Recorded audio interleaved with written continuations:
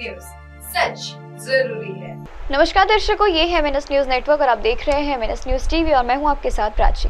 तो आइए देखते हैं आज की कुछ खास खबर। एक नजर डालते हैं आज के हेडलाइंस की ओर।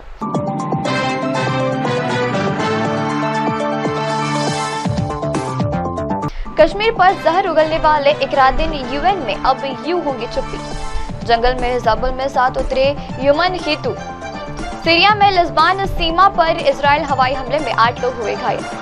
आइए देखते हैं खबर विस्तार से। कश्मीर पर जहर उगलने वाले इकरार यूएन में अब होंगी चुप्पी। नई दिल्ली में कश्मीर मामले पर तुकरी संयुक्त राष्ट्र महासभा यूएन में पाकिस्तान का साथ देता आ रहा है।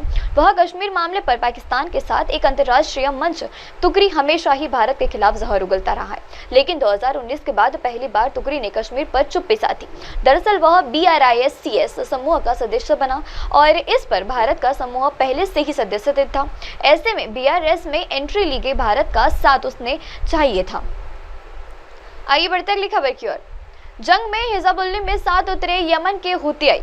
अमेरिका यमन के हुतियाई अब जंग में हिजाबुल्लाह के साथ उतर गए हैं। पिछले कई दिनों के साथ लेन देन के बाद हिजाबुल्लाह के ठिकानों पर जबरदस्त इजरायल हमले के बाद यमन के हुतियों ने आज दूसरी बार मध्य इजरायल पर रियासती तेज कर दी है, जिसमें हाल ही में इजरायल के यमन में दागी गई इस मिसाइलों को मार गिराया। हमले के बाद देश के सचमनीय मध्य क्षेत्र के हवाई हमले के सनाइन बाजार में बताई, इसीलिए इजरायल के सेनाओं ने यह जानकारी दी। इजरायल के तटीय क्षेत्र पर तेल अवीव हसीत खनी आबाद के चलते हुए क्षेत्र हवाई हमले की सनाइन की आवाज सुनाई दी। आइए बढ़ते अगली खबर की ओर। सीरिया में लिबान सीमा पर इजरायल हमले में 8 लोगों की हुई मौत। इजरायल की सीमा ने सीरिया से लिबान सीमा पर मतरबान कोसिंग के पास एक ब्रिज को निशाना बनाकर हवाई हमले किए। इस हमले में 8 लोग घायल हो गए। इस खबर सामने आते ही गुरुवार को रिपोर्ट में कहा गया है कि हाल में 4 सीमा नियंत्रित पुलिसकर्मी थे, जबकि अन्य 4 कस्टम अधिकारी थे। हवाई हमले में ब्रिज क्षतिग्रस्त हो गया।